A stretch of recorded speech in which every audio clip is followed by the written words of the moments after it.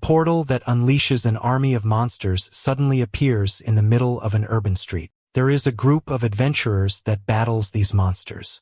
They are the Golden Seekers, and each member is the strongest of all adventurers. One of the civilians is about to be stomped out by one of the monsters. Many of the Golden Seekers see him, but they just do not care and just argue about who among them should do the chore of saving him. As they argue, the giant monster just goes near its victim. The monster suddenly receives a powerful kick in the face that pushes it away from its victim. The man who came for the rescue asks the man if he is alright. He is Kyo, the leader of the Golden Seekers. And with his smile, everything seems like it is going to be okay. Kyo jumps high to see all the monsters coming.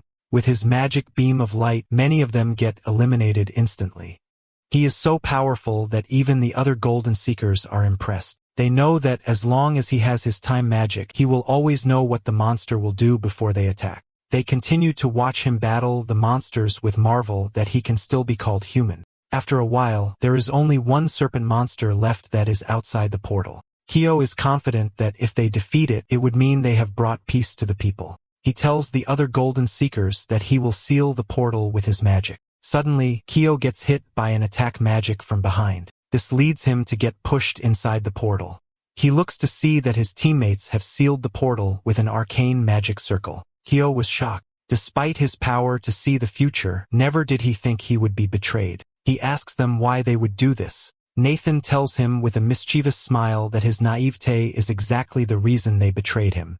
All of his teammates tell him that he is a monster with level 100 time magic. They share their anger for his habit of leading them to dangerous situations, also that they could help people when all they wanted was to earn money. Nathan tells him that this will be the last time and that they are saying goodbye to him. Kyo pleads with them to let him out of the portal, but they do nothing but watch. He can't believe that they would betray him for such shallow reasons. He remembers the good times they had as teammates and how he thought they all shared the dream of protecting the world from monsters. Anger builds up while Kyo hammers on the sealed portal entrance. Monsters then come from behind him, but he manages to fend them off before they can touch him. He is then shocked to see that there are already countless monsters all about to attack him. He activates his future vision, but his mind's eye just turns black. He smiles in acceptance that he sees no future for him. He fights them off all by himself until his body is filled with injuries and he is already exhausted. There is no time to breathe as there are still countless monsters to go. With no more strength, Kyo gets overwhelmed. Despite this, he won't give up and still powers on. He declares that he will reincarnate and reach the peak of his strength until he can finally get his revenge. As he continues to fight, he swears that he will not rest until he gets his revenge. With his last grasp of power, he unleashes an energy beam that takes out as many monsters surrounding him as possible. With his last breath, he screams. Suddenly, he wakes up in a hospital room and sees from the mirror that he is in a teenage boy's body. He smiles as he knows that the reincarnation has worked. Looking around, he sees hospital equipment that he has never seen before and realizes that it must have been years since he died. He hopes that it has not been 100 years so that he can still get his revenge. He then sees a student ID and learns that his body's owner is named Sai and that 20 years have passed. The most shocking of all is that he sees that the boy's attribute is the void. He laughs maniacally at this revelation. He reviews that he used to be feared by his comrades because he was a time attribute. It bothered him that the attribute had no room for him to get stronger. He remembered that his future sight could not see the full potential of any person who had the void attribute. He feels sorry for the boy. He knows that the void attribute is the strongest, but it is so rare that no one knows how to train it properly. He believes that Sai must have been mocked all his life for being useless. He promises the previous owner of his body that he will make his name known throughout the whole world as the strongest adventurer. He reviews that thanks to his future sight, he knows how to train the void attribute. He believes that with his new power, he will become the strongest. He swears that he will find the traitors and make them regret having caused his death. Sai can still see the faces of his party mates when they stabbed him in the back. He knows that in order to get sweet vengeance, he will need to level up first. The void attribute is related to magic to control reality. It basically allows one to project their imagination into reality. Everyone can imagine. Turning it into reality is what's difficult. He checks his injured body and decides it is perfect for testing this skill. He applies the image he has in his mind to his body by visualizing every cell being restored. The bruises on his arms and legs soon all start to heal. He sits up, pleased that it worked. He hasn't fully mastered it yet, so his body's recovery is not at 100 yet. However, the void level will keep increasing the more he uses the skill. The effectiveness will also improve, increasing the scope and what kind of images one can convert to reality. Eventually, any image in his mind will be fully realized in reality. His thoughts are interrupted by a physician who is shocked to see that he has finally woken up. He tells his patient not to move as he was seriously injured after a monster attack. Sai now understands what happened to his body. The doctor is amazed that he even woke up and likens it to a miracle by the saintess. Sai asks who that is, and the doctor is surprised that he doesn't know.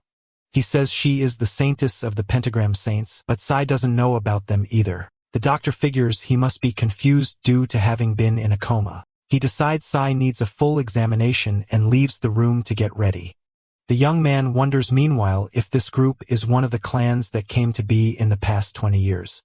Aside from leveling up, he will need to get a better understanding of what the present time is like. He turns on the TV, which happens to be showing a report about the SSS-class dungeon disaster from 20 years ago. Sai watches intently and is stunned to see the report state that the culprit back then was Kyo, the leader of the Golden Seekers, his former body. He can't believe it as the news takes its time sinking in. The report continues predicted the future disaster, but did not tell anyone. He planned to take advantage of the impending chaos to rule the world. The other members of the Golden Seekers prevented this from happening. Today they are known as the Great Pentagram Saints. They defeated Kyo and sealed the dungeon. Today the Saints continue to lead the world in many different areas. Sai has heard enough and shuts it down.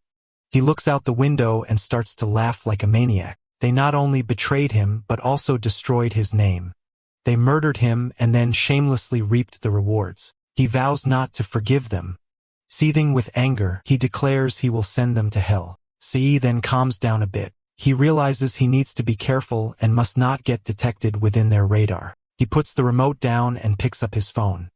He checks the files and is pleased to see that the headmaster of his school is a pentagram saint. He now knows where one of them is. However, he knows Waco is a cautious man and won't show weaknesses so easily. In addition, the difference in levels is too high as his ID card states he is just level 1. He falls back on the bad feeling, a bit frustrated, and then decides it will be smarter to try to level up first. However, he has already made Waco his first target. A few weeks later, Sai is dressed up and fully healed. The doctor still can't believe his patient recovered in mere weeks. He again wonders if this is the saint's blessing, but Sai shuts him down. He says it is all thanks to his own power. He then leaves the room and bids farewell to the doctor. He walks outside, then figures his level, which is now 27, should be enough for now. With a satisfied smile, he states that his next destination is a dungeon, so he can warm up. Sai remembers that the doctor told him that the family of his body's former user all died. He feels sorry for the kid, but it is a good thing for him because now he can do what he wants. He keeps on walking until he spots the dungeon portal. He puts on a hoodie and a mask as he prepares to head in to try things out. He takes out his ID, but the nearby guard immediately looks alarmed. He grabs Sai by the wrist to stop him from entering. The young man wonders what the issue is, and the guard replies with a panicked voice that he is only level 27. This is a dungeon where adventurers have to be at least level 30 to form parties and enter. He adds that it is practically suicide for him to enter by himself. Sai flicks the guard's hand away and replies that he is from the Takugo Adventure Training Academy. As long as he signs a consent form, he can go in. The guard stammers a bit, thinking of what to reply. Suddenly, Sai hears a voice directed at him. He turns and sees 3 guys hanging out under a nearby tree. They make fun of Sai for thinking he is strong enough and say that he should know his place. Sai ignores them and then turns his attention back to the guard. He signs the consent form and then casually walks away from the guardhouse. He does thank the guard for his concern before heading into the portal. Worried, the guard points at the 3 guys and tells them to follow Sai in. One of them looks annoyed at the request and starts to counter the guard, but is stopped by his companion with glasses. He tells his 2 buddies that since no one will be watching inside, they could basically kill him with no consequences. They're all excited by the idea and rush into the dungeon. The guard thanks them, unaware of their true intentions. The three guys arrive inside and begin making plans on how they will make Sai's death seem like an accident. In fact, it is because of these types of adventures that they earn money. They keep running down the dungeon's long hallway. 10 minutes later, they stop to take a breather and wonder why they haven't caught up with the kid yet. One of them points forward, and they see Sai right in front of them facing hordes of monsters. Energy emanates from his body, and with a wave of his hand, creates a wall of flame. He then raises his hand and blasts a swirling vortex of green energy, pushing the fire at the monsters. They are all burned to a crisp as Sai stands unharmed. The three guys are stunned that he was able to kill a D-rank monster all by himself. One of them spots a rare item drop, which is a bag of crystals. The three are instantly engulfed by greed, as they will be able to live comfortably for 6 months if they sell that. They see that their target hasn't noticed them yet. They move forward to kill him and leap up the walls, moving stealthily towards the young man. The guy in glasses gives the signal, and his two buddies move forward for the kill. Sai notices them and is a bit annoyed at the intrusion. He turns his head and asks if they really thought they were being slick. He dodges their attacks as he comments that there are always scum trying to take what isn't theirs, no matter what year it is. The two guys are surprised that Sai was able to avoid their attacks. The guy with glasses figures it was luck and comes closer to attack their prey with a fire punch. Sai quickly turns and balls his fist, delivering a powerful punch right at his enemy's gut. The guy with glasses spits blood and is sent flying backwards. He lies unconscious on the ground as Sai stands unscathed. He turns to his other attackers and says he will crush them without mercy and use them as a stepping stone. An immense aura emanates from Sai as he declares that his revenge starts now. Yoshi, a subordinate at Wacko, is in the dungeon to search for the academy student who went alone. He gets confused to see 3 novice hunters unconscious on the floor. Meanwhile, Sai is back in his apartment, satisfied that he was able to level up and test his void magic. He is also pleased to get the new spell called Info Obscurity because with it, he can now fake his level and erase any of his dungeon records. He lies on his bed while checking his cell phone messages. He gets angered seeing messages that say he needs to pay up while insulting him for having no attribute. The next day, he goes to the academy and is about to get into the facility. Before he can, a girl classmate named Karen says hi to him and seems glad that he is feeling better. He thanks her and says he is fine now. He is glad to see that the previous owner of his body had people worrying about him. 3 bullies suddenly approach them and insult Sai for being a weakling with no attributes. They threaten to hurt him if he does not give them money. Sai recalls the messages and realizes that they were the ones who sent them. Karn asks that they stopped since her friend has just recovered from the hospital. Despite her trying to be brave, Sai can tell from the way her hand shivers that she is scared. He gets in front of the girl and tells her that he can handle them. The bullies laugh hard as they think he is acting cool in front of a woman. The leader of the bullies threatens to hurt him by saying that he will remind him that he is a useless nobody. Sai replies that it is they who should be reminded of their place. He recalls his promise to make the previous owner of his body known as the strongest adventurer throughout the world. He makes a fighting pose and declares that he is someone who keeps his word. This angers the bully leader who summons flame from his hand. Karn reminds him that using magic outside the dungeon is against school rules. The bully does not care and simply replies that this is Sai's fault for trying to defy him. He throws his fireball. Sai remains calm and collected as he summons flame on his own and throws it back at him. The 2 fireballs meet in the middle of their paths and explode. The other bullies are shocked to see that their victim has the same magic. Sai looks at the bully leader with contempt and asks if that was all he got. This angers the leader who tells the other bullies that they need to attack too. The other 2 unleash their own water and wind magic. Sai counters it with his own water and wind magic. They get shocked at how many attributes he can do. Sai then says that it is his turn to attack. With a snap of his finger, he unleashes an armor of flame and approaches the bullies with the promise that he won't kill them. They fear him so much that they start to run away. Sai grabs the leader before he can get away and asks why they bullied him when he asked for help in the past. He looks like a demon as he grabs the bully by the jaw. He tells the scared boy that vermin like them are all alike. He swings his fire-covered fist and tells the bully that he will not stop his fist no matter what he says. His fist meets the bully's face, making him fly like a cannon. Karen is shocked that her friend turned out to be so powerful. Sai promises that no one will look down on him ever again and declares that he will walk the path of becoming the strongest. The bullies apologize while they try to get away. As he tries to get away, the leader is frustrated that Sai has completely changed after his discharge. Sai sighs and says he was easier than he thought. He and Karen enter the school. In the corridor, every person they pass by is looking at Sai with discomfort. Sai is worried that he must have stood out too much after beating up the bullies. Someone suddenly grabs his shoulder and asks if he is Sai. It is Yoichi, and he can tell that he is an upperclassman. He does not want to talk to him, so he says that he needs to go to class. Yoichi introduces himself as the leader of Bidding the Cat. Karn recognizes the name and realizes it is the group that Principal Wacko formed. Hearing this makes Sai intrigued. Yoichi asked him again if he can spare him time. This time, Sai says he will. They go to an empty classroom where Yoichi asks him if he was the one who defeated the adventurers found in the D-rank dungeon last night. Sai pretends he does not know what he is talking about, but deep down, he is worried that his concealment failed. Yoichi continues to say that he was told that a student had entered the dungeon and that he went to investigate. He reports that he found 3 infamous criminals known for hunting novices. He also finds it suspicious that he was seen using multiple magic attributes earlier.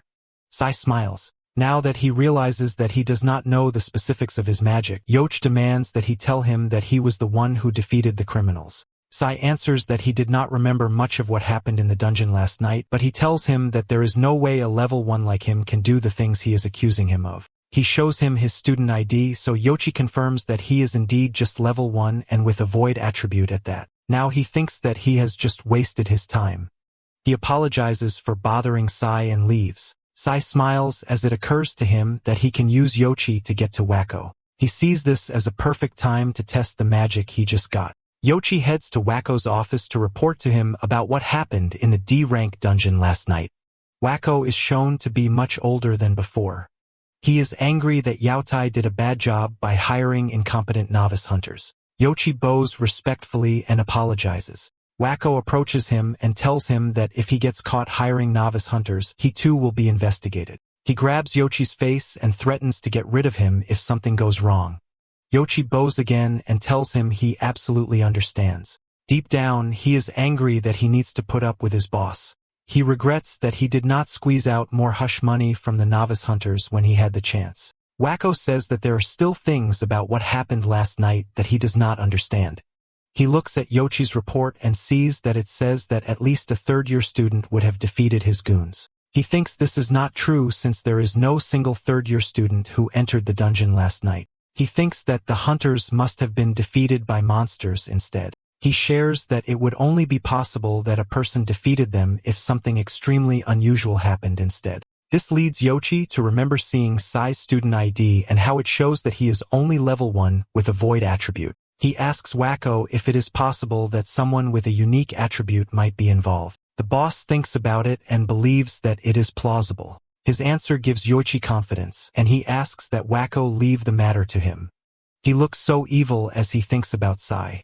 Academy students are in the dungeon, while the members of Bidding the Cat are fending off some monsters. A monkey monster manages to get near some of the students, so they run. Yoichi blasts it with magic, killing it before it can touch anyone.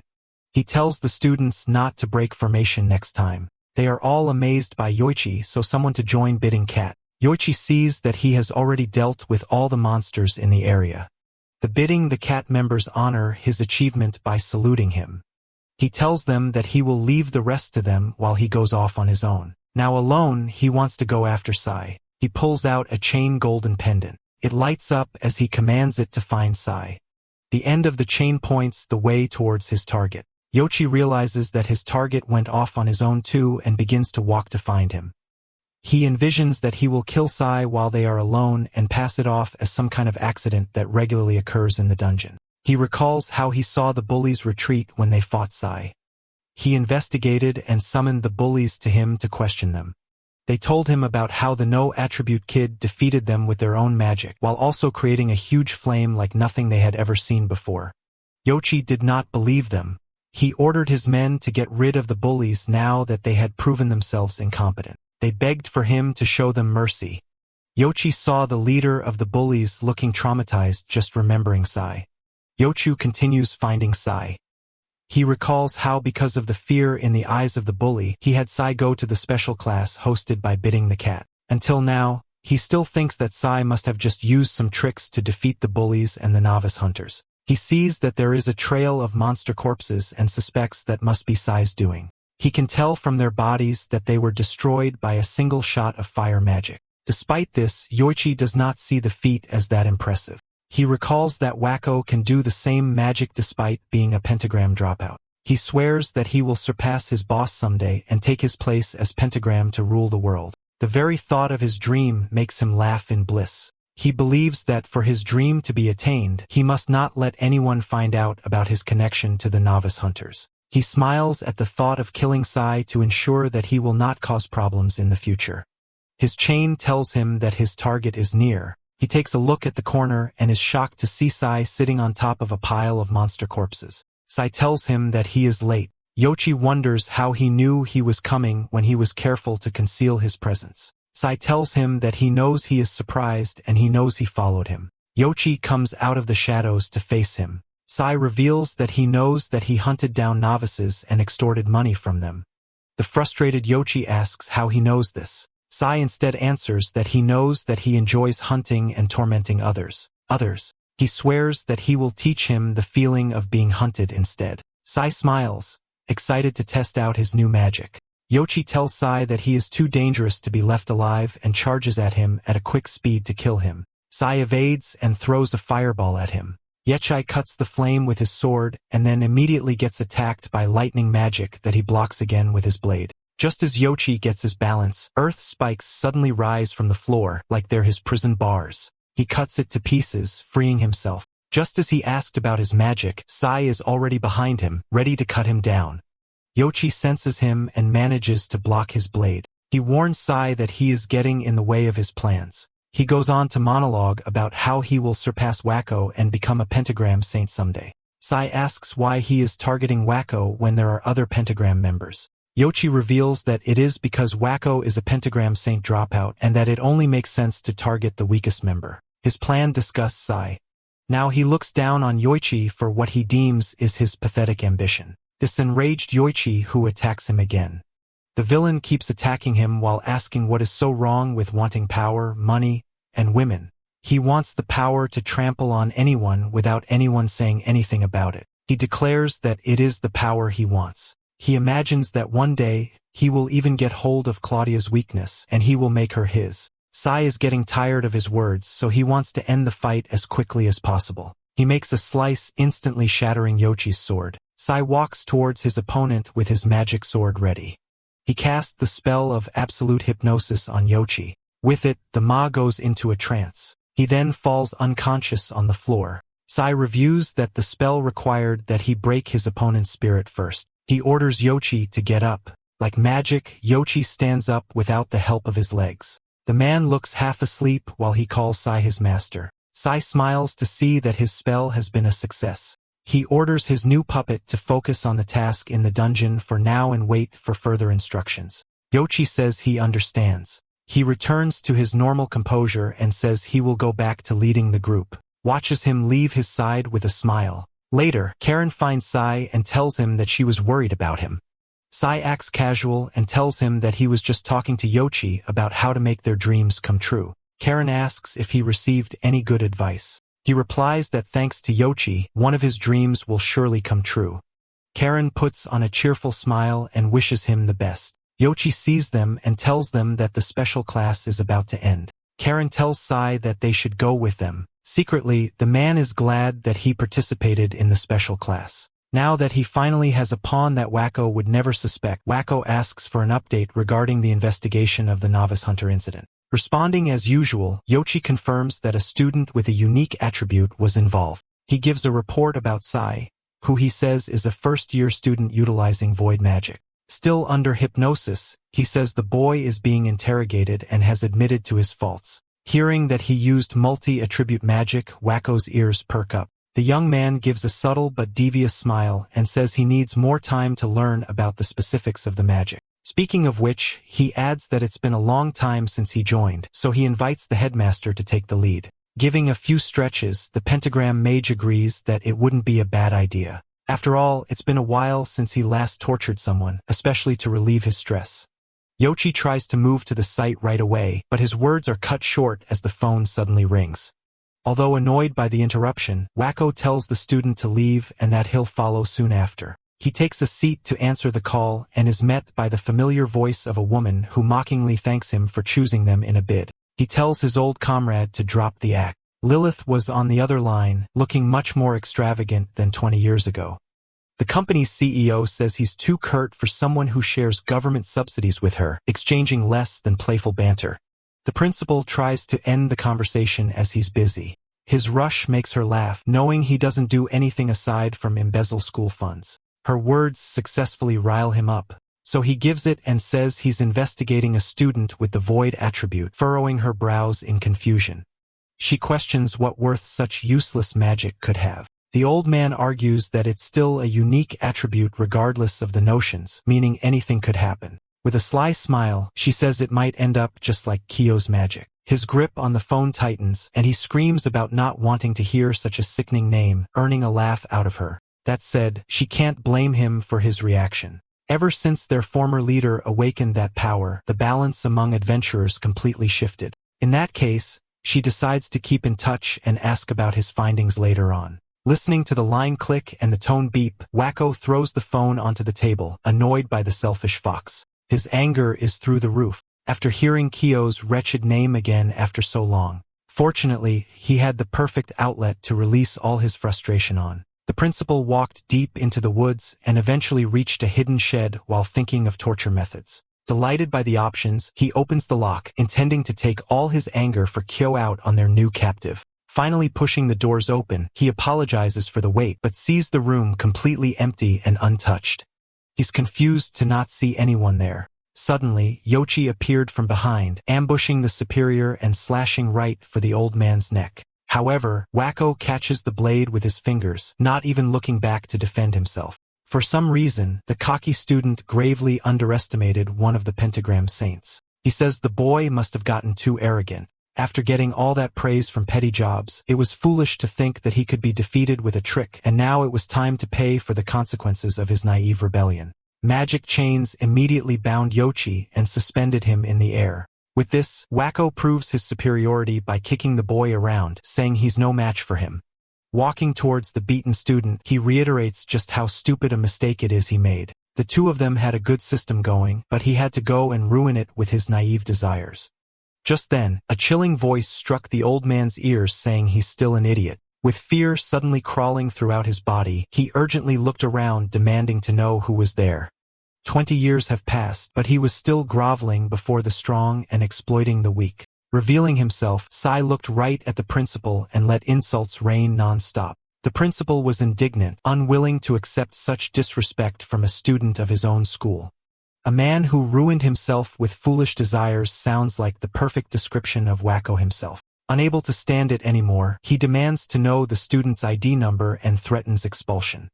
Unfortunately for him, they were only just beginning. Sai had finally made it to this part, and he had every intention of savoring it just between them. Looking straight at his old friend, Sai invites Wacko for a quick chat. Still unaware of who the boy was, the principal refused to be treated more like a fool. His body hummed with power, and the ground shook with his command. The pentagram saint closed his fist in anger, and was determined to show the gap between their strength. Using advanced earth magic, a huge hand made of stone shot out of the ground with a solid block raised high. There was no way an ordinary student could defend. With no qualms over killing him, the principal pushed his arm forward, and the stone figure followed suit, launching itself toward the boy.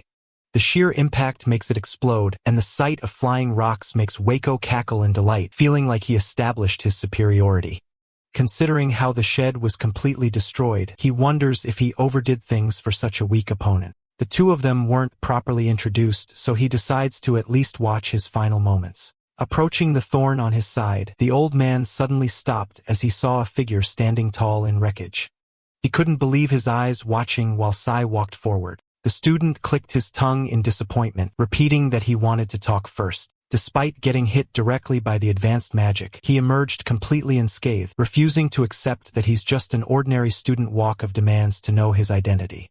Smiling out of pure amusement, the young man says he should know who he is already. His words only serve to annoy his old comrade who tells him to stop playing around. Feigning offense and hurt, Sai gives a smile, uncanny similar to his old self's, and asks if he really can't remember.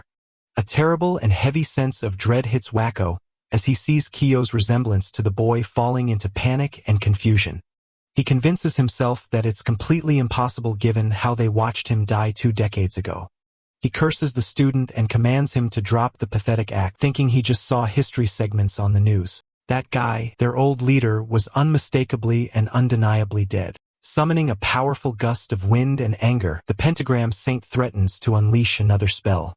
Sai only sighs in disappointment and says he hasn't changed a bit in the past 20 years. He only believes what's convenient for him and ignores the painful truth. Wacko was tired of all his ridiculous claims and was prepared to kill the boy.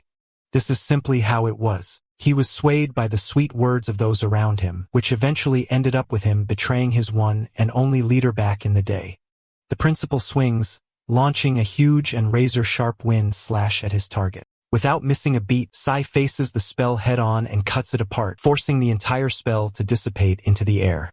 Wacko couldn't believe it, not because he was overpowered, but because the boy fought back with the exact magic Kyo used when he was alive. While the battle was supposed to intensify at this point, the old man fell to his knees in absolute confusion. He's sure they sealed him in the dungeon, and he should have died from the monsters. The reincarnated young man confirms it, even adding how he was thrown into despair by their betrayal. Trembling from the sinister power, the principal asks if he really was their old comrade. Saying it took him long enough, Sai gives a convincing grin and expresses how glad he is that they still remember him. Again, refusing to believe it, Wacko got back on his feet, saying it's impossible for one to die and return to the world. A concentration of magic swirled around his palm. Orders the ghost to stay quiet and launches a bunch of spells at the rebellious student. Sai nonchalantly jumped back, barely putting in any effort but dodging the spell perfectly. The assault wasn't over, and attacks continued to come, but his uncaring expression didn't even change. The principal was getting tired of the insolent brat and knew that he had to get the upper hand one way or another. He was a non-combatant during his time as a golden seeker, and the saints still ridicule him for it. However, that doesn't mean that he was weak compared to other people. He gathers all this power, commanding the earth and wind to pool around him. Spending 2 whole years to develop this secret technique, the old man freely wields dual magic and creates a tornado of stones. The time to end the match has come, so he launches the spell at his enemy. Stones and razor-sharp winds shot the student, and the impact was strong and compact enough to cause an explosion where the target stood. With this, Wacko panted hard, having exhausted most of his magic power with that one attack. The dust was starting to settle, but no counterattack had come at all. The old man smiled, feeling like he finally won. He raised his hands in triumph, maniacally declaring that he had beaten the unbeatable hero. Continuing to gloat, he says he's grown these past 2 decades, even saying that his time magic was outdated. So many years have passed since they last met, and he was no longer the weakling he knew. Underestimating him was the wrong move, as his level had surely risen with all the experiences he stacked together. His heightened emotions mellow a while after, but the pride from defeating Kyo stuck inside, fueling his newfound confidence. With this victory, he was going to claim the title of the strongest pentagram saint. Just then, a voice asked if he was done. Wacko's eyes opened in shock. Before him was Sai, completely fine despite taking advanced spells directly and consecutively. The young man acknowledges that he's indeed learned powerful magic. It's good. At least with this, he can let his anger out without holding anything back. In that moment, Wacko was reminded why they killed their old leader. It's because he was monster. With that said, he can't back out now, not after he worked so hard to get where he is. Refusing to be ridiculed once again, the old man attacks and tries to crush his enemy with another stone giant hand, saying he's still barking as loudly as ever. Sai blocks the attack using a wall of water, forcing the spell to turn to mud and fall apart. As usual, it was nowhere near enough to beat him. Terrified and not wanting to let him get close, Wacko unleashes a flurry of wind slashes. None of them even reach their target as the student swings his hand to create a defensive twister that blocks everything coming. The old man was getting completely overwhelmed and eventually ended up being blown away into a nearby tree. Before he could even recover, Sai had already closed the distance and was holding a flaming fist ready. Wacko realizes that he was outmatched and immediately grovels for forgiveness he didn't deserve. Bowing his head, he apologizes for what he did 20 years ago. Planting his face to the ground, he hid a smile that relied on his old friend's foolish kindness. Unfortunately, he was no longer the person they used to know. This is exactly how they trapped him back then, and there was no way he was allowing himself to be tricked like before. Grasping at straws, the principal points out how they used to be great friends, but he had no right nor was he in any position to say those words, especially to the man he killed. The demonic fist, blazing with vengeance, was driven into the traitor's face. The punishment doesn't end with one hit, and Wacko is pummeled with countless strikes to his body. With the hazy view of Sai's unleashed hatred, he realizes that he should never have messed with a monster. The final blow lands and he's sent crashing into the forest. The young man holds off on killing him for now, as there's still something he wants to ask.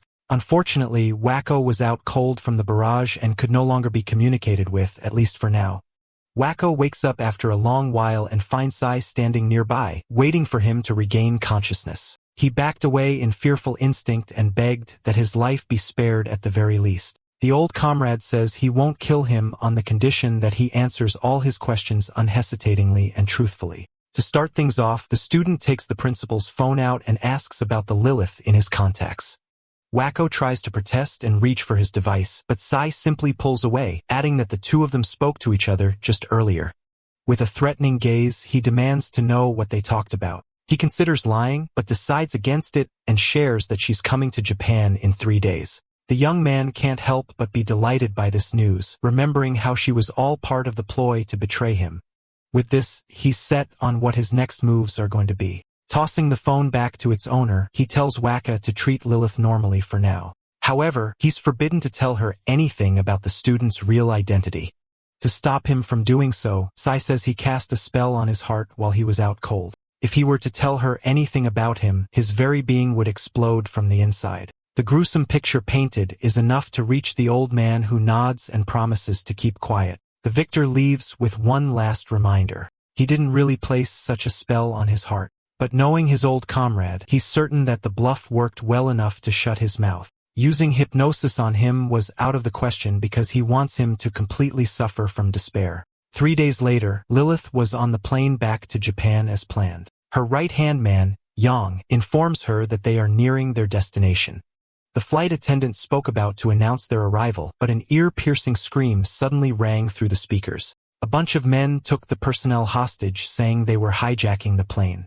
Everyone was on the floor, forced to comply with their orders. Just then, a lone woman stood. The criminals were still busy threatening everyone and belatedly noticed the pentagram saint approaching. She closes the gap in an instant and, like a bolt of light, takes the first hoodlum down with a throw. They hadn't even realized what was happening, but she had already moved on to take the next person down, getting front row seats to the show.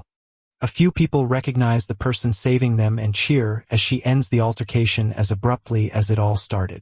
Later on, everyone to planes and the hijackers are quickly taken into custody. An executive of the airlines approached Lilith, endlessly thanking her for stepping in. Since she was coincidentally on the site of the incident, the airline managed to keep their reputation. More importantly, the criminals had a gun that managed to slip through their detectors. Recently, there have been many armed groups with gear made from dungeon materials. As such, she takes the opportunity to pressure the executive and strike a supplier deal for such gears. The old man bowed in agreement, not having much of a choice but to accept the offer. Later on, she makes a quick phone call. The CEO simply identifies herself and orders that the hijackers be released. Things worked quite well for her and even served as momentary amusement. After planting the hijackers herself, she managed to seal the deal with the airlines. What's more, it was an amazing publicity stunt as several supporters now waited for her arrival. They raised their banners and screamed, cheering the famed hero on. She gave them all a sweet smile and waved goodbye. A quick car ride later, it was finally time to take care of the business, which she flew all the way to Japan for. Quick knocks come to Wacko's door. Before he could even call out, Lilith entered on her own, apologizing for the intrusion. Immediately bringing the student with the void attribute up, she asks if he's made any progress. Sweating bullets, the principal says it was a dead end and a worthless failure, just as she said. She doesn't protest much, having expected such an outcome in the first place. Wacko tries hard to keep his mouth shut, worried that the fake spell on his heart might activate. Moving on, she starts to talk about their actual business and suggests that they start finding a new guinea pig for the new drug they're developing. The principal has made good use of the school system so far. Sai listened to their conversation from afar, having secretly wiretapped Wacko's devices. With this, he's now certain that Lilith will be the next person to experience despair. As expected of a pentagram saint, major news outlets report on Lilith's arrival in Japan. Hearing the television report on her feat with the hijackers, Wacko thinks about the woman involved in the life-ending betrayal he went through years ago. She's made a fortune producing unique weapons forged with materials found in dungeons. Unfortunately, she seems to be up to darker things involving the school. Sai gets ready to move. The saint is a hero on the surface, but takes advantage of others behind the scenes. Now the reason, in addition to his revenge, the young man moves forward with his plans. He walks through the school's corridors, wondering how he should go about it in the first place. Security was tight when he first entered the academy, and now it was going to get worse. As he decided to focus on investigating for now, a bright voice interrupted his thoughts. It was Karen, smiling at him with her big eyes and angelic vibe as usual. Closing in on his phone, she comments on how he was reading the articles about Lilith's arrival. Like everyone else, she fawns over the successful CEO, especially with the hijacking incident. Hearing her add something about the Great Snake, he asks what it's all about. It is essentially a clan of powerful people personally formed by the saint herself. He recalls the men in black guarding her and realizes that they must be that very group. A lot of the students there are even planning on joining the military or the Great Snake if they're lucky. Like a flash of lighting, he gets the idea of entering that clan to get close to his target. With a new goal set, he thanks Karn for all her help and walks away. She's left confused as he runs to class, but accepts his gratitude nonetheless. In the headmaster's office, Wacko's calm day is interrupted by the sharp ringing of his phone. Sai was calling, saying he needs a favor from the head of the entire school. Having no choice but to accept, the old man asks what it is. He's then given an order on how to respond if Lilith contacts him. Meanwhile, in a secluded facility, a bunch of researchers gathered around a bound man. He breathed hard and contracted his entire body as if holding something back. Just then, the door opened and a familiar silhouette appeared from the light. Lilith arrived with a grin, wondering how her little test subject was doing. The man crawled and begged them to stop giving him the drug, knowing he might die.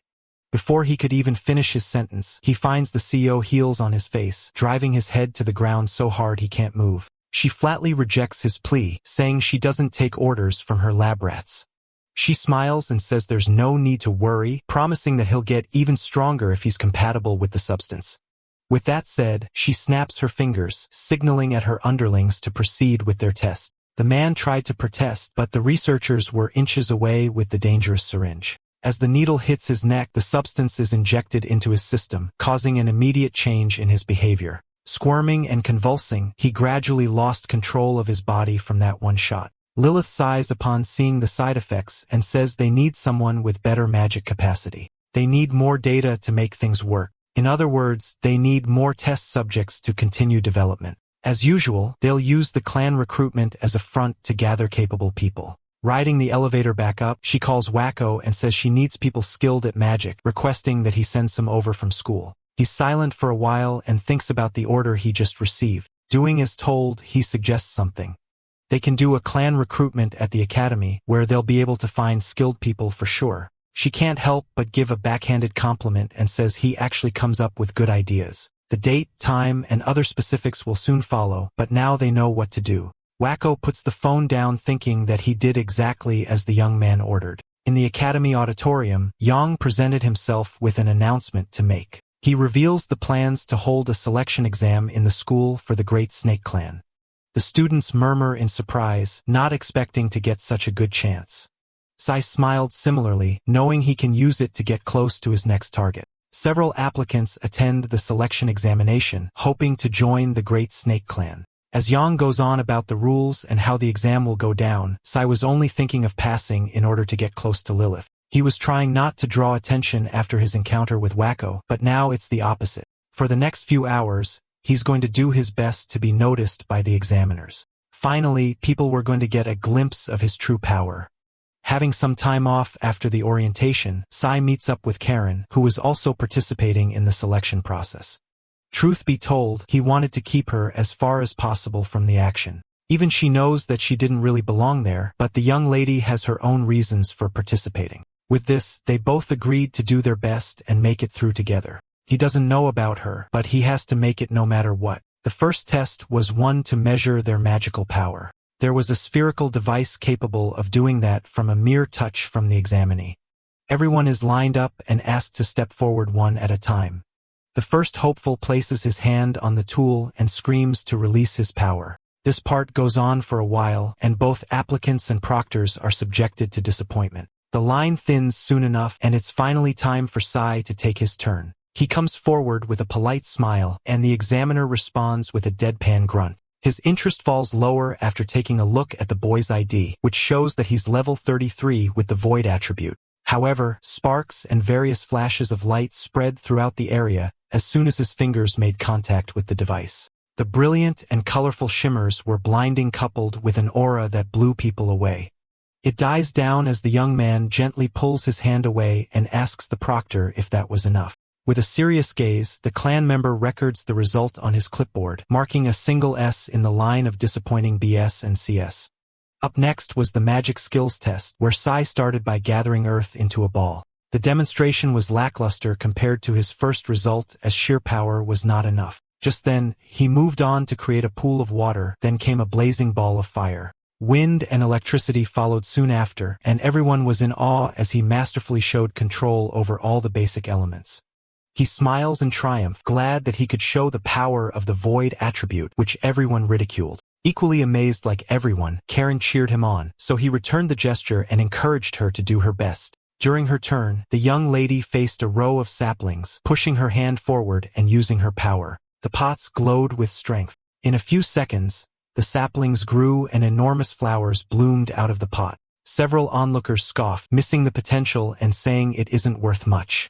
On the other hand, Sai wasn't as foolish and immediately took note of the rare light attribute. It must be difficult for the examiners to evaluate, but it's better if she isn't involved any further. As the girl walked away with her head hung low, Yang watched intently. She's caught his eye, and he's noted her down as someone worth becoming a test subject. The last test was one-on-one duels, gesturing to the group of burly fighters in front of them. The leader says they'll be their opponents. These were true members of the clan, but they do not expect the applicants to win, instead fight well. After all, there was no way a mere student could win against them anyway. A man chuckled and stretched as he faced Sai, saying he caused a stir in the first test. While he got good results throughout the day, what matters in the end is real combat. With a condescending smile and tone, the boy says he hopes to learn a lot. The clan member announces that he'll end it all in one shot, then gathers his magic to summon a large clump of earth. Punching through, he breaks them apart and launches them forward like a rain of stones. Sai easily blocks with a firm barrier of wind and redirects the rocks back from where they came from. The examiner is shocked, not understanding how his spell was destroyed in one hit. To make things worse, his opponent had disappeared from his sight. The young man appeared behind him, stopping right before a sharp shard of ice hit his neck. Returning his words with a snarky comment, Sai completely dominates the match. His victory was announced, and everyone had their mouths wide open in shock, unable to believe that he just won against an actual clan member. Just as he planned, Yang finally starts to take notice. As soon as the exam finishes, he calls Lilith to give an update. Asked if he found anyone, he shares that there are some of interest. In particular, there was a student who passed the exam with overwhelming excellence. His marks were stellar, but he carries the void attribute. Something dings in the woman's brain as she remembers Wacko mentioning something about it just recently, getting up with a delightful chuckle. A sinister expression spreads across her face at the thought of getting an interesting test subject. The time has come to announce those who passed the selection exam. Everyone listened eagerly, and the first name that came out of Yang's mouth was Sai.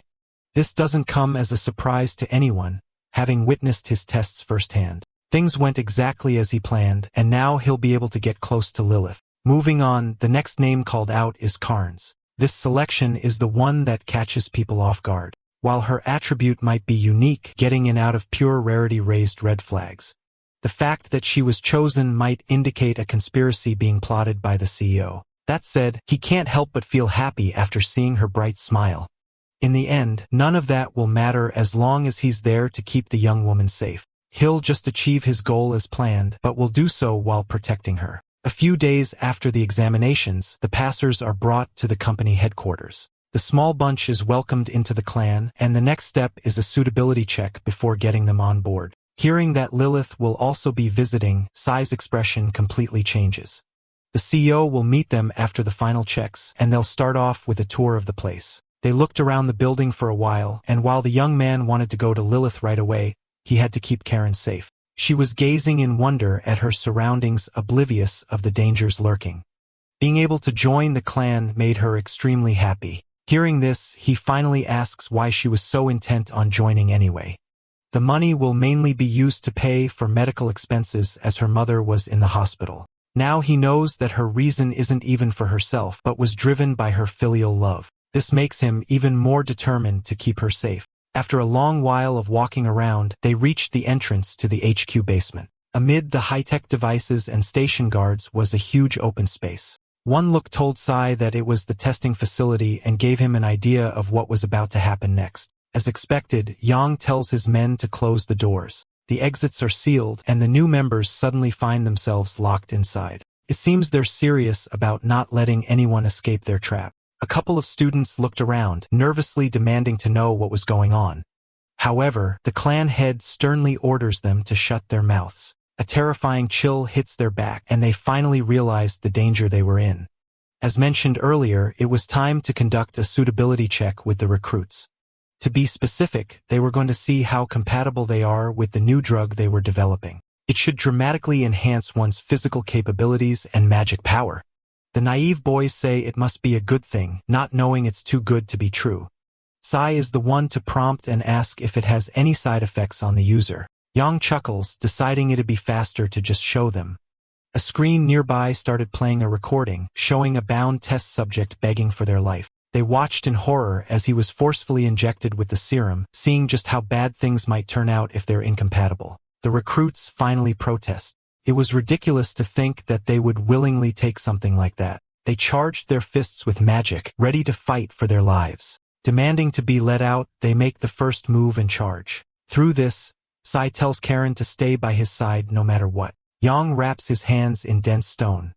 He makes it devastatingly clear why he's the clan leader and takes the foolish students out in an instant. Knocked out of commission, the number of samples for the test also decreased. Then, turning his attention to the remaining two, he decides to start with Karen first. She's the candidate carrying the rare light attribute, so he's looking forward to what she'll bring. Approaching with a large syringe in hand, he terrified the poor girl. However, he's forced to stop as Sai places himself between them. Staring the snakes down, the young man says he's going to keep low lives like them away from her. Yang scowls his annoyance and orders his men to restrain the arrogant students. A large man starts the fight with a wide swing, but his target disappears from his sight in an instant. Before he could react, he immediately got taken out with one hit. The others keep their guards up, surprised at how strong the boy actually was. He doesn't waste time and moves on to the next. Brimming with power, Sai swiftly takes everyone out in one fluid motion, and the entire clan is completely defeated. Watching the last of his men fall, even Yang couldn't believe his eyes. Turning to him with a cold glare, the boy says he's going down next. In the end, it's come to this, and Lilith's right-hand man is left with no choice. Acting slyly, he dashed towards Karen, intending to take her hostage and forced him into submission. To his surprise, he stops in his tracks as a hand firmly grips his wrist. There was no way he was getting near her, so he backed away defensively. Large beads of sweat trickled down Yang's face. The suspiciously powerful student looks at him with merciless eyes and tells the man to brace himself. Knowing what was about to go down, Sai tells Karen to stay behind her. Promising to do her best, she can't help but remain amazed by his skill, unable to even see any of the moves he made earlier. She knew he had gotten stronger, but had no idea that it was to such an extent. Yang curses the boy and tells him not to get too arrogant. There was only one thing he wanted to ask him for now.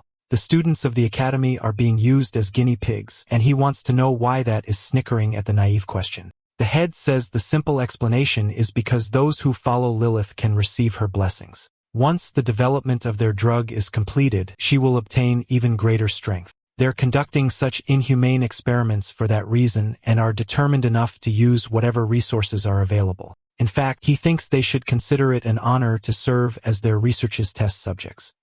He remembers how Karen is working hard for her mother, who is in the hospital. She was elated to join the clan, thinking it had helped her earn enough money. The thought sparks a silent rage inside Sai, and Yang makes it worse as he points to the girl, saying she should be glad to be of use. Telling him to shut up, power bursts out of the young man, overflowing due to his anger. He glared at a despicable man who tramples on others without even understanding their struggle. While Karen was touched by his sentiments, the clan's head staggered from the sheer pressure. Laughing it off, he forces himself to calm down and think. He'd normally tell arrogant people to know their place, but he likes the boy's confidence. Making one last attempt, he invites him to serve under Lilith's command together. If he were to hand the light attribute user, she might even make him an executive. Unable to forgive such disgusting people, Sai again tells him to shut up, saying he'll regret it. Yang also lets his power loose. The ground beneath him shook and crumbled as magic pooled throughout his body. It was body-strengthening magic. Combined with his expertise in martial arts, he grew to an unbeatable level and became Lilith's deputy. Ready to start the final showdown, he charged in and quickly closed the gap. He strikes with all his power, but simply destroys the floor as the target dodges with ease. Witnessing the undeniable power, Karen can't help but be worried and afraid. Yang was completely satisfied with his demonstration and chuckled despite his enemy evading. On the other hand, Sai's eyes were full of intrigue over the capabilities of body-strengthening magic. In that case, he gets an idea. The clan leader charged, telling him not to run away this time. The young man does as told and instead focuses on creating image in his mind. Unmoving, it was as if he had given up and accepted his fate. Yang swung for the kill, but Sai suddenly opened his eyes to activate his void magic. He catches the man's fist with a single hand, stopping his empowered hit with ease. It was impossible. The boy was using the same power as he was, but it was far stronger. He thanks him for allowing him to learn body-strengthening magic. Because of his flashy demonstration, he was able to imagine it fully. Sai uses his new skill to blow the man away. One punch sends him flying and crashing into the wall. Before his consciousness completely slipped away, Yang questions just who the boy was. With the victor of the match decided, Karen thanks her friend for saving her. After confirming that she's safe and sound, Sai then turns to the other students, saying they should escape when he opens up a path. Worried, they ask where he's gonna go. Displaying just how strong he is, he breaks the steel doors open, allowing them to leave. Without turning back, he says he has something he has to do before going home. A direct call alerts Lilith to an emergency. The news of Yang's defeat and the student's escape reaches the CEO. The person on the other line was going to warn her about the man headed to her, but the words were cut off as he was suddenly choked out. As she questions just what was happening in her company, the door opens and Sai enters. She demands to know why he was going so far. The answer was disgustingly simple. He's come to pay her back for what she did to him 20 years ago. Confused about the mention of 2 decades, Lilith questions what the unwelcome visitor means. Since she was still so confused, Sai agrees to spell things out to her for now. Ever since the SSS ranked dungeon 20 years ago, the Pentagram Saints were hailed as heroes, and they each rose in their respective fields. He supposes that a certain man's conspiracy was stopped that day. Feigning confidence, she asks why a student was giving her a history lesson. The saints who vanquished evil were now flourishing. So what exactly was he talking about? He then says that this was all far from the truth. She puts her guard up, noticing the stark and abrupt change in his aura. Continuing, he goes on about how she sacrificed her own comrades to reap the rewards and build her own legacy. Even now, she tramples on the will of those who once stood beside her. He asks if he's wrong, as if daring her to lie. Lilith scoffs at his words. The commotion he caused worried her, but here he was believing in conspiracy theories. However, he knows fully well that isn't just a conspiracy. With a cold tone, Sai says she pushed her own comrade into the gate. Shivers travel down her spine, not comprehending how a random kid would know about that secret. Seeing her confusion, he asks if she still doesn't understand who he is. With this, he reveals his true identity as the reincarnation of Kyo. Like Wacko, an intense sense of dread hits Lilith. She argues that it's impossible, but it did in fact happen. He used time magic, the very power that once made her call him a monster. Considering his eerily accurate accounts, she can't help but start to believe. However, sheer denial wins for now. The young man wants to know what her company has been doing in secret. If he brings that to light, her reputation is going to be crushed for sure. The threat against her empire riles the CEO up, but he was the only person who had a right to be mad.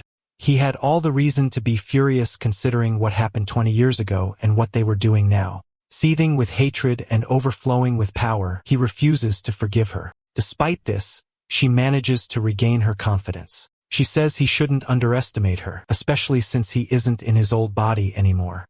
Now that he's dared to show himself before her, she'll make him regret it for sure. The woman grabs a mounted spear and spins it around. One swing made the floor crumble as the weapon emitted magic shock waves. Sai withstands the attack but is forced to back away. Feeling successful, she gloats about the power of the weapon developed by her company. Forged from dungeon materials, it's tougher than any other metal. To show just how sharp it really is, she leapt high to strike once more. She unleashes a barrage of swings, thrusts, and bashes, but none hit as her former leader dodges them all without trouble. Although remaining unsuccessful, she makes fun of him for doing nothing but evading. That said, she felt something wrong deep inside and wondered why her attacks weren't landing at all. Sai, on the other hand, understood what the problem was. She has been too busy playing corporate queen that her combat skills have gotten sloppy. With all the time that has passed, she was no better than Wacko. This infuriates her more than the jab at her company. Overflowing with anger, she supercharges the weapon and launches it at him. The spear impales the young man's chest and she screams in delight upon sensing victory. Unfortunately, it was a mere illusion, and the real Sai appears safe and sound behind her. Couldn't be anything aside from void magic, but she had never heard of anything like that. In this case, she has no choice but to finish things with the last blow, so she pours all of her remaining power into the spear.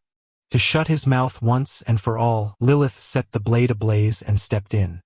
She thrusted forward, aiming directly at her target's chest. Despite giving it her all, her attack is stopped with just 2 fingers that neatly hold the weapon in place. It was unbelievable. In the end, this was all her powers could amount to against him. He reiterates how she's even worse than she was 2 decades ago. With how things are going, she has no choice but to use her last resort. She ran forward, but for some reason passed the young man without attacking. Leaving him confused, Lilith manages to reach the syringe on her desk. Realization belatedly dawns on him, and he can only watch as she injects the drug into her system. A surge of magic burst out of her body, overflowing from the effects of the substance. She was willing to go so far and turned herself into a monster just to defeat the strongest mage in her era. Barely even human anymore, Lilith was certain that she was now unbeatable. In the end, she was going to try to win by using a performance-enhancing drug. Feeling like she's being underestimated, the CEO brags about the money poured into its development. They gathered materials only found in the depths of dungeons and spent years refining the serum. Ever since she witnessed his inhuman power before, she's been chasing a way to reach that domain. Now, with her own effort, she's found the power that will surpass them all. Despite her pride, Sai finds her pathetic. The woman was bragging so much, despite relying on a power outside her own. His insulting words pierce her heart. He apologizes for interrupting her little monologue, but it was time to put an end to their bitter little reunion. Confident in her state, she accepts his challenge and faces him head-on. Like a violent flash, she disappeared from where she stood and reached the young man in an instant. However, her fists only break the walls as he quickly maneuvers to her back. Although she's left with a crumbling office, Lilith asks to hear his opinion on her newfound strength, the fruits of her research.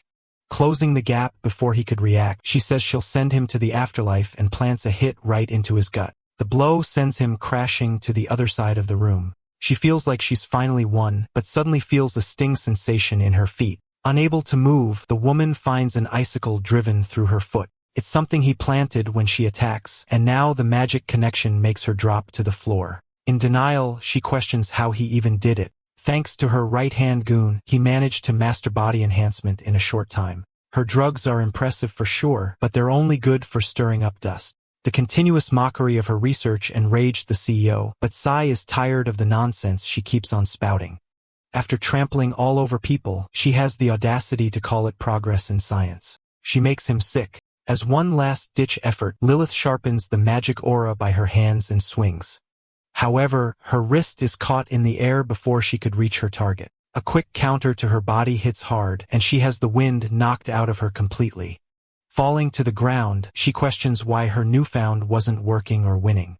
That said, she already knows the answer, and it was just his sheer strength. Sai walks away, saying her power was never real to begin with. Later on, he emerges outside the company building, which was smoking from his battle. He's greeted by Karen, and they're delighted to see each other safe and sound. Reporters suddenly came flooding in, apparently tipped off by an anonymous caller.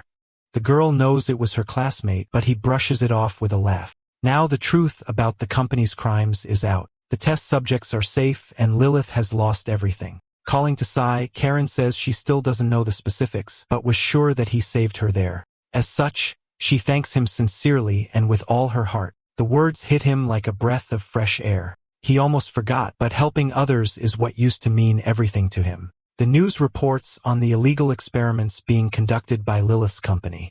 It was discovered after an unknown assailant attacked the Pentagram Saint. And since she's showing signs of memory disturbance, the attacker's identity remains unclear.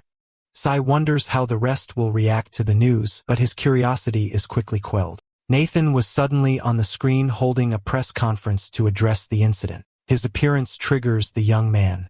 He says he's come to deliver a message on behalf of the entire group. Claiming to be devastated by Lilith's incident, he says they feel immense shame as her comrades, having failed to notice her descent into darkness. The fact that they're going to pretend to not know anything again enraged Sai. It was exactly what they did 20 years ago, and they haven't changed a single bit, still lying through their teeth without batting an eye, all to protect their reputation. People like Karen himself weren't even sacrifices, but stepping stones toward their goal. He remembers Nathan well. Based on how he acted 20 years ago, there's a high possibility that he was the mastermind behind his betrayal. Of course, he was always a calculative and cautious person. Deciding on his next move, Sai takes his phone and makes a call. Meanwhile, Claudia was in a cathedral kneeling and praying as she listened to one of her subordinate reports. Confirming the message, she then prayed to her God and asks that they be guided to a future filled with light. At the same time, Ingulf had his workout interrupted as he was told that the council meeting was to start. He drops the weight and says he'll be there soon. Scowling hard, he curses Lilith and questions what she was thinking.